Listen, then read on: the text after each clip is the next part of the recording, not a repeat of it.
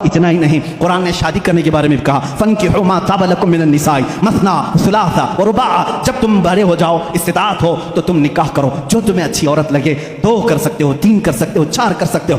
तुम्हारे लिए कुरान ने शादी का निज़ाम बताया। और उसके बाद अल्लाह ने यह नहीं फरमाया कि करके छोड़ देना। कुरान ये कहता है, इन यकूनु फुक़रा युग़निहुमुल्लाहु मिन फ़ज़ली, तुम निकाह करके लाओ, अगर तुम फ़कीर हो तो मैं तुम्हें गनीम कर दूंगा।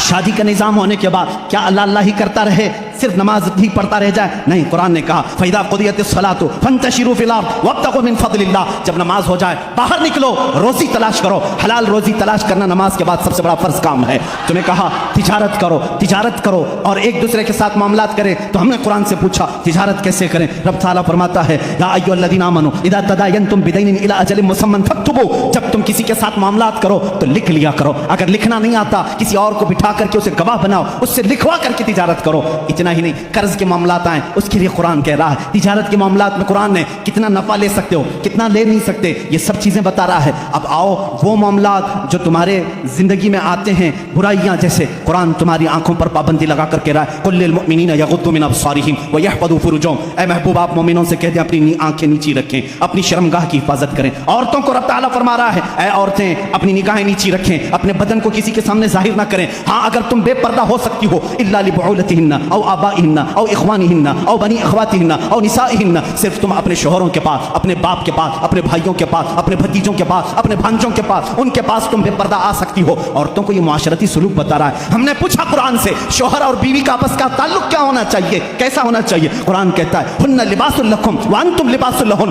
वो तुम्हारा लिबास है और तुम इनके लिबास हो। लिबास एक दूसरे के बदन को छुपाता है, मर्द औरतों के ऐबों को छुपाए, औरत अपने मर्दों के राजों को छुपाए। यही एक कामयाब जिंदगी की अलामत है। कुरान इतनी ही बात पर ख़त्म नहीं करता, बल्कि तुम्हें दुनिया में कितनी चीज़ लेना चाहिए, कितनी चीज़ छोड़ना चाहिए, वो भी कुरान कहता है। औलाद कहीं तुम्हें रब के साथ आने से फितना ना बन जाए, माल तुम्हारे लिए फितना ना बन जाए, इससे इतना ही लगाव रखना जैसे समंदर में कश्ती तैरती है, सलामती से निकलती है। ये दुनिया समंदर है, तुम कश्ती में हो। अगर समंदर कश्ती में आ गया, पानी अंदर आ गया तो क्या होगा? डूब जाएगी। इसी तरह तुम दुनिया में खा पी करके चलो, अगर दुनिया तुम्हारे अंदर आ गई डूब जाओगे।